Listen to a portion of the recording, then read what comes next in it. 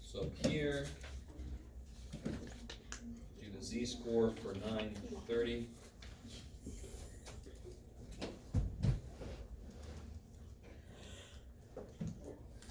Let's see, I get negative 0.27.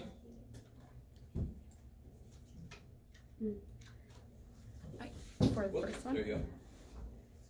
For 930, the z-score is negative 0.27. Makes sense. It's below the mean, but Yeah. it's not very far away. Mm-hmm. And then if I do 1200,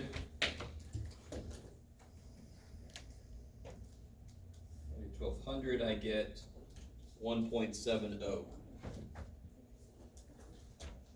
This is a really smart way to do this, because then when you look up negative 0.27, you know where it goes.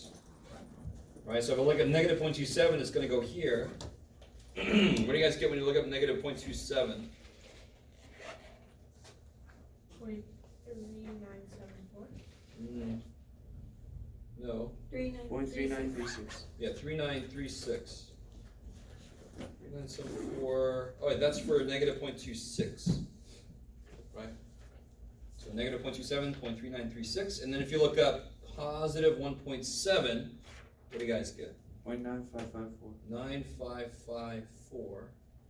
And so it should make complete physical sense that if I subtract those, I'll end up with what's in the middle. 0.5618. Oh, let me put that there. So then the probability ends up being 930 less than x less than 1200. When you subtract those, you get 5618. Thank you. So about a 56% chance that if you live here, you'll find a 3-bedroom that costs between those amounts a month. San Diego, it would be 0. 95th percentile, I think we saw this happen on the other sheet, yeah, where, so a couple things, here's the mean. 95th percentile should be way above the mean so that it has 95% below it. So up here, hello, all right, good, voice work now. Up here, I got the z-score and then I looked up the area. I have to be able to do it in reverse. I know an area, so if I look up, I know it's positive, z-score. 0.95 is right between those two. That's 164 and that's 165, so what they do is they split the difference because it's right in the middle, 1645. So now I just get to figure out what that rent is. And then I'm going to use that backwards formula, right? I know the mean and the z-score. I need to figure out the rent, the raw score. So it'll be 966.84 plus 1.645 plus times 136.91. You can do a job. There you go, buddy. Is that cool? So we just figured out that we have to go this many steps up from the mean. So I'm going to start at the mean and go up this many steps. The formula makes sense. It's crazy. They always do, but oh well. What do you guys get for that? You're not going to tell me? 1192.06. Say again? 1192.06. 06? Forget the 6 cents. I like it. Not the 6th sense, just the 6 cents. All right, is everybody cool with that one? Maybe. So don't stop at 1.645. You wish it was $1.65 to rent for a month. Maybe you don't, because I don't know what that would mean about that neighborhood. Rent's low, but you can't survive a month, so too bad. Over here, greater than 1,600. We kind of know intuitively that's going to be very, what was it? That's going to be very unlikely to be more than 1,600. But if you calculate the z-score, what do you guys get for that z-score? 4.62. Holy shit, right? You should be at the point where if I said z-score 4.62, you should kind of go, holy shit, that's really far away. That's almost 5 times the average distance between the mean and the data points. That's insanely far away. That would be like a 9-foot dude, maybe. If you saw a 9-foot tall dude, huge. Excuse me. What? Where? What's going on? Right? You would be totally flabbergasted. Ooh, there's a. If you look up on the chart, what does it say? 0.9999, right? Mm-hmm. And where's that on the picture, of course? Super far. Down here as always. So what's the answer? 1 minus that. Now, that's acceptable, because that's what the chart says. To be honest, the real answer should be basically 0. Mm-hmm. Because I'm even further than 3.5. See how the chart gives up at 3.5? Yeah, you are. So it's not always 0.999. Maybe at 4.62 it's 0.999999723, which means the other thing is 0.00000. Basically 0. So I'll take either answer, 0.0001 or about 0. Either way. So I would answer this like this, about 0%. Bam! Okay, like it. Coolness. How are we doing down here? I don't think everybody's quite gotten through this one. Almost.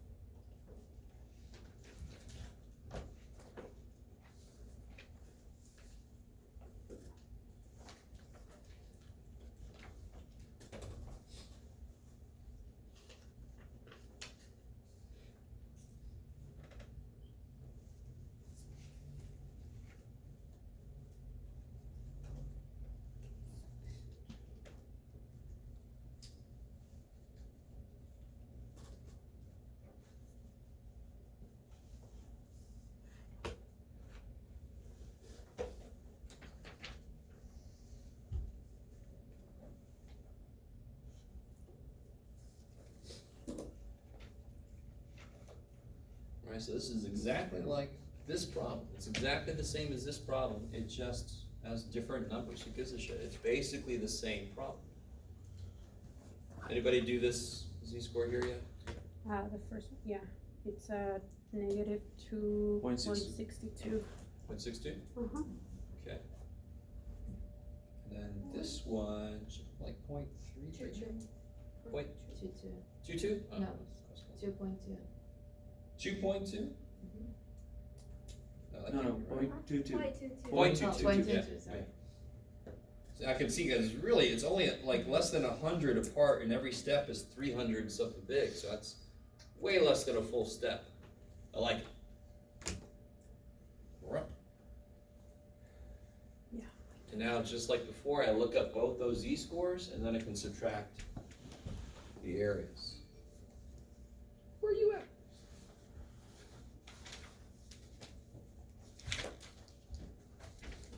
There's negative 2.62 down there, and positive 0.22 there. So what do you guys get when you look up positive 0.22?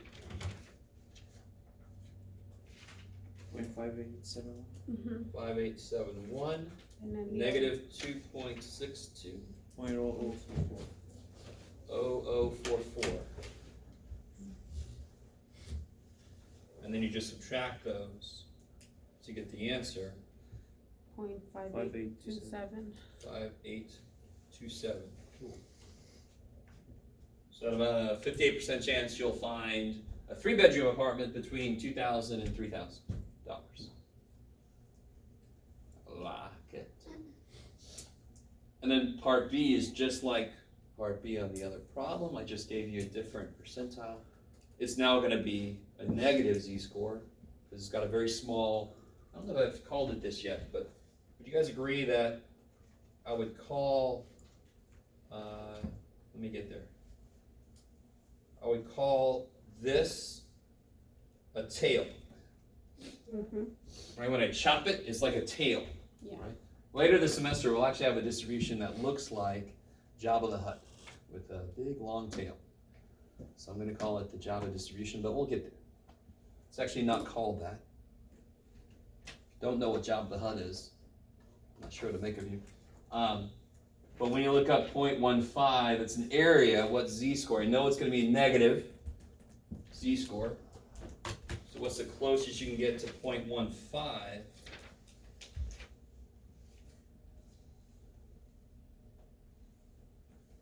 Here we go. 11492. Yeah, it looks like a history thing. 1492. 1492, Columbus sailed the ocean blue, sailed all the Indians. Now you know the real history. All right, that was bleak. Sadly. I think it was the time when they discovered the US. It was the time when they discovered the United States, like the. That's right. Yeah. 1492, Columbus sailed the ocean blue. Yeah. Found the what he called the Indies because he thought it was India. Yeah. Well, Dumb. dumb guy. I know. So, sorry. So that's negative 1.0. Where'd he go? 4, right? Yeah. Is everybody cool with that? Mhm. Okay, so I know I go down 1.04 steps to get to where I need to be. So I'm going to start at the mean, and I'm going to go down 1.04 steps. That's crazy. I'm going to do exactly what we just said I had to do, just to change things up. And, you know, whatever the hell that is. 2560. I don't know. Is that close?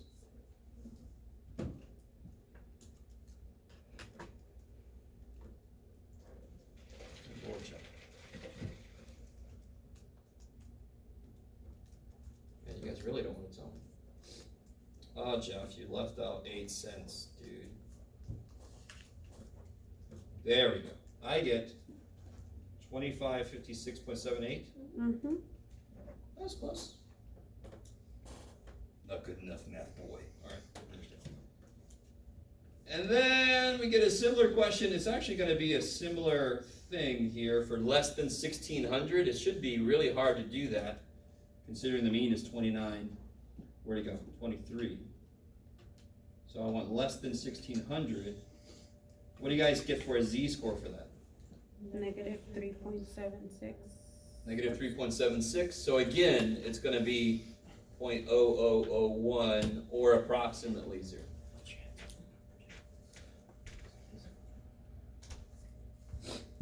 So if it's off the chart, it's going to basically be about 100% or about 0%, depending on which way it asks you to find, greater or less than. Okay. I like it. Oh shit.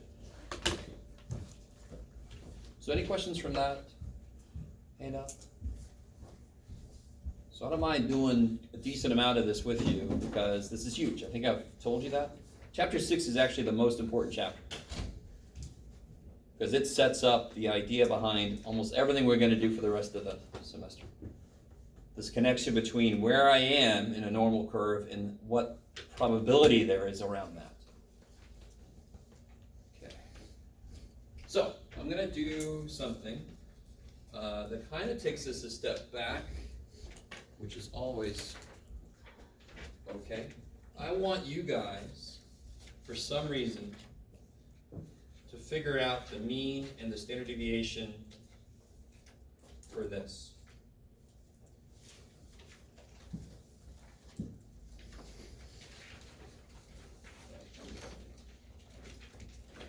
Just to help you out. So you had to do this on that last quiz. Find the mean and the standard deviation for this distribution.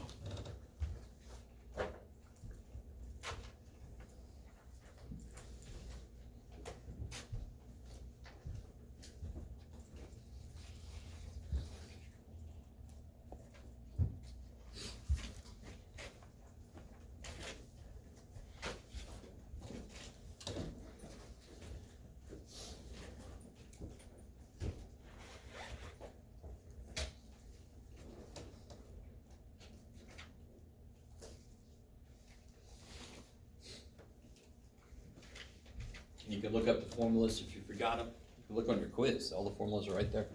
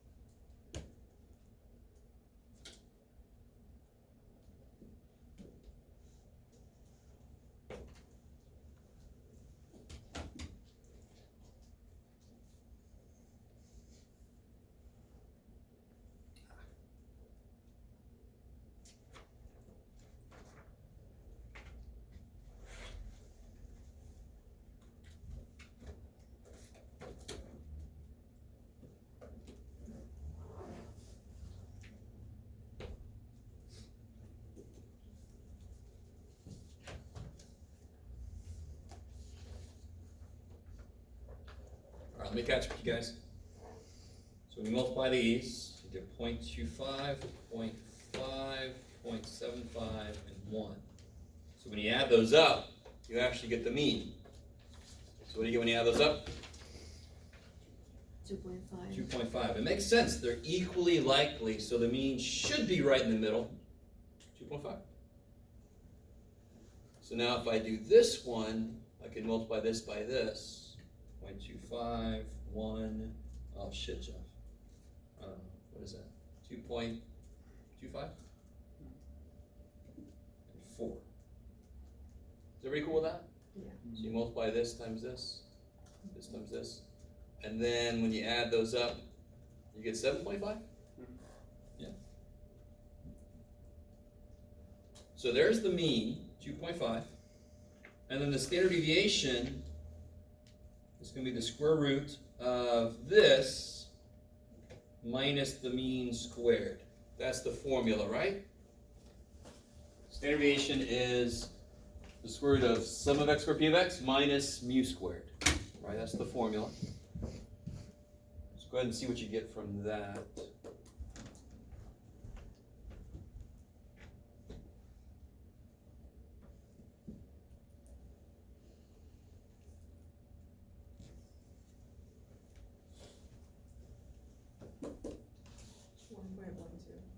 Yeah, 1 point, no, you can be better than that. 1, 8. I like it. Remember, standard deviation's got to be at least 3 places. Good. Real quick, just for apparently no reason at all, can you do sigma divided by the square root of 2? What is 1.118 divided by the square root of 2? Well, why am I doing, I don't know. I'm a math guy, I just like numbers. Let's do this. What do you get when you divide those? 0.7905. 7905, so like 791? 06. Or 06, that's fine. It's gotta be at least 3 places. I'm lazy, so I'm just gonna go exactly 3. You guys with me on that? Why? Why? I'm not gonna tell you yet, huh? But we can do it, and we need the answer, right? Just so we're ready when it comes up later. Somehow magically. Okay, so now that wasn't long enough. Come on, you're like, come on, this is so fun. I want more. Okay, here. Do this. No. This might be a good place to do L1, L2, right? If you weren't doing that before.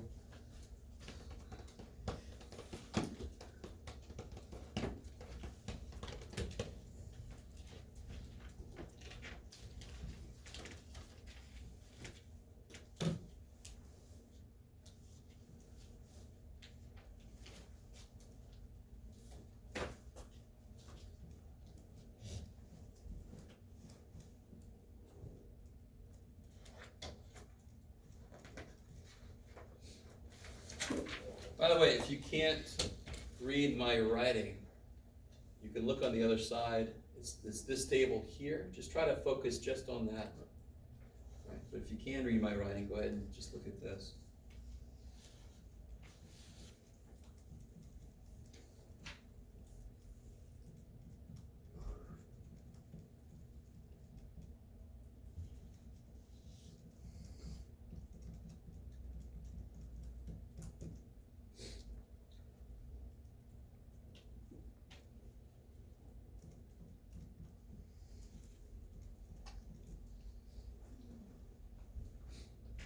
So see if we all get the same numbers.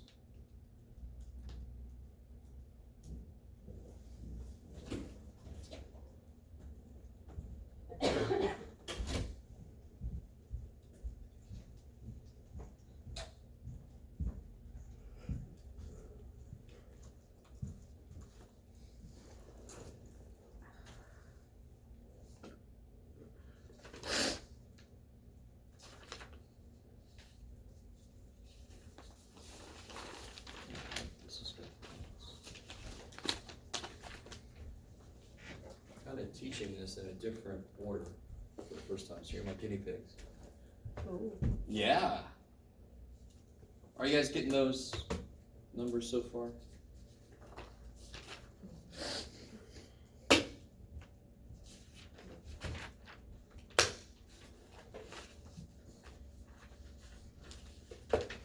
if I sum up L3 and sum up L4, you should be getting those.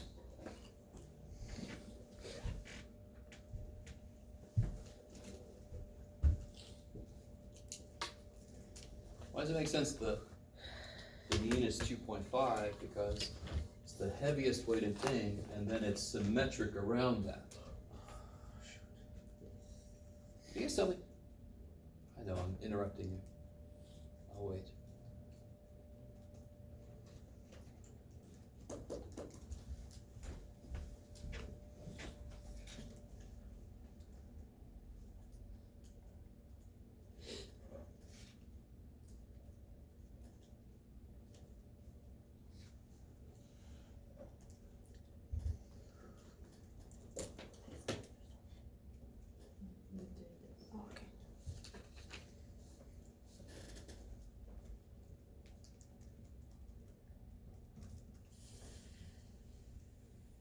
okay. 0.7 Does that sound familiar?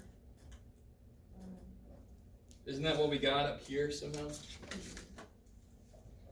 All right, now what? Okay, let me stop. Is everybody there yet? Do you guys get that 0.791? Couple things I want to ask you before I look at this other side. Would this be normally distributed, roughly? Where's the highest point? Yeah, 2.5 is the highest, and does it go down evenly from there in both directions? So it looks like it could be roughly normal, right?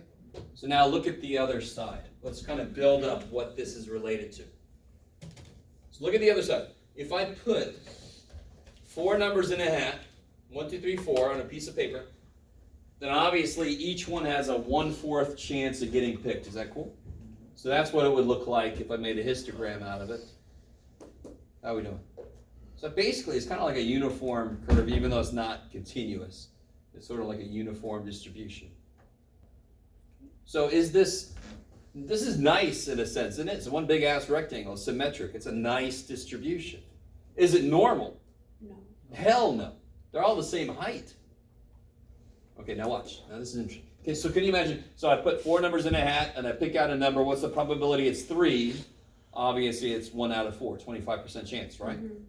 So what I'm going to do on this next step, every question we've had so far related to the probability z greater than something or x greater than something is when I picked one person or one rent or one whatever. You guys, right? Isn't that true? If I pick one person, it's probably they do this or they're this tall or whatever. What do we normally work with in statistics? We take a sample. So we have to make a step up. Everything we've done so far is about one thing, one person, one rent, one whatever. But we normally work with several in a sample. So we need to start looking at what happens when I take samples. So let's do this. So when I graph, well, let's see, how do I want to do? Let's finish this one up. Look at this next thing. I have listed for us all the possible samples of 2. So if I reach into this hat and I pick out a number, and then I drop it back in, and then I pick out a number, these are all the things that can happen. Do you agree with me? Mm-hmm. I like it, right? Yeah. So can you guys take a minute? What's the average? I mean, for example, what's the average of 1 and 1? That's amazing. So can you fill in the rest of those yellow spots for me? So all I'm doing is, instead of looking at each individual result, I'm going to pick 2 and look at the average of those 2. And that would be a result.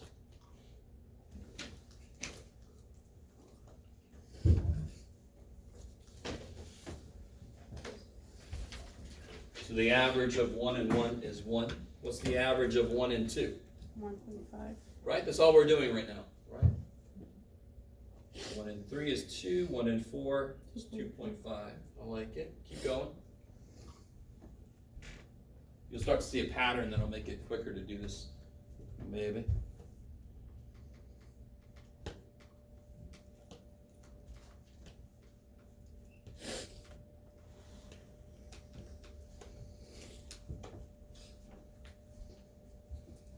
Right, the average of 2 and 1 we already know, 1.5, right? The average of 2 and 2 is 2. Do you start to see the pattern? Yeah. 2 and 3 is 2.5. 2 and 4 is going to be 3. So it looks like this is going to be 2. The average of 3 and 1 is 2, right? And then 2.5, 3, 3.5. Is that cool? And then this one's going to be 2.5. The average of 4 and 1, right? 4 plus 1 is 5, divided by 2 is 2.5. And then 3, and then 3.5, and then 4. What are the 2 least likely averages to get? 1 and 4. 1 and 4, because they only show up once. And the most likely average to get is 2.5, which is the average, right? What was the average of just the numbers? 2.5. And what do we call the average? The expected value. So it kind of makes sense that the actual average is the most likely thing, or in general it should be close to it. Especially for a small sample like this. But so I just picked every sample of size 2. Let me say that again. Do you guys understand what that phrase means here? I listed every possible sample of size 2. Correct? And then we're going to count their means as our data points now. Yes? Wait, so when you say sample of size 2, is there's 2 numbers? Yes. Or? Okay. So it's sample 2 papers from the hat, which Okay. means I got 2 numbers. How did you get those numbers in the first column again? Oh, this one? On the right. Or these? Yeah. And the yellow? Yeah. So what's the average? The X bar is the average. So what's the average of this sample? 1 plus 1 divided by 2 is 1. And again, the average of 2 numbers is the number in the middle. That's the shortcut for 2 numbers. I don't have to do the whole add them up, divide by 2 shit. Maybe? Maybe? You guys see what's happening? Yeah. So, when I do a study for a drug, if I gave the drug to one person and then watched them and then made a big article about the effects it had on Rudy, is that valid No. for saying how that drug works? No. Of course not. Repetition. So I need to do statistics involving comparing effects on groups. So that's what this is getting to. Okay, everything we've done is about one thing at a time. Now I got to be able to figure out, how do I deal with multiple things at a time? So we're kind of taking that step up. So now it's kind of like my data now. So if I did this experiment and I had one group of people and their average time for their headache to go away was 7 minutes, and this group over here, their average time was 8.2 minutes. You guys with me? Mm-hmm. So I'd say that's the 7 group and that's the 8.2 group. Those are my data points now. My data points are averages of the samples I took. Instead of it took you 11 minutes, then it took you 5 minutes, then it took you. Those are individuals. That's what we've been doing is we've been looking at how individuals are distributed. I need to know how groups are distributed because that's what we mostly use. Okay, maybe. So my data, instead of my data being 1, 2, 3, 4, my data now is 1, 1.5, 2. So you guys see where this comes from now. How often does a mean of 1 show up? Once out of how many? 16. So 1 divided by 16 is 0.0625. Do you guys see that? So this is the relative frequency here. How often does 1.5 show up? 2 out of 16, which is 0.1250. If you don't trust me, you can do it. Right? How often does 2 show up? 3 times. 3 divided by 16 is 0.1875. So how often do each of these data points show up? Now understanding that data points are the mean of each sample. So normally I would say like, how tall are you? How tall are you? So my data would be individual heights. Now I'm saying if I took 4 people and I said, what's your average height? And I let them figure it out and then I wrote that down. My data is now an average for a sample instead of a value for an individual. Okay, maybe. And trust me, there's 2 ways of looking at this, and I'm trying to look at it this way first. So I'm going to see, I think I like it so far. You guys don't know how to feel about it at all yet. There's kind of a whole other way to look at this. It's going to piece this all together, so just kind of stay with me. This is the more analytical side. So do you see how if I graph these, like we just said, doesn't it look a lot more normal? Yeah. Holy shit, you should look at the paper, Jeff. There you go, buddy. I always try to graph, looking at that. There. Right? Doesn't that look a lot more normal? Mm-hmm. In fact, anytime I do this kind of thing, the result will be more normal. So the really good question is, whatever the beginning thing looks like, this looked pretty nice, didn't it? Yeah. It already started off symmetric. So it only took a sample size of 2 to make the results become pretty damn normal, right? But my distribution could start off looking freaky as shit, so maybe it's going to take a larger sample until it starts to look more normal. Okay, all right, so there's a lot going on here, I know, but this is something we're going to attack from all sides until we get it. I like this. Do you guys remember? What's interesting is, the standard deviation for these, we calculated was this, right? Mm-hmm. Which happens to be the original standard deviation for individuals divided by the square root of the sample size. How big was each sample I took? 2. So to find the standard deviation for these, we don't actually have to do this shit. Thank the gods. Right? Whatever God you like. You just have to divide by the square root of the sample size. So if I took samples of size 3, can you understand that this chart would get huge? Mm-hmm.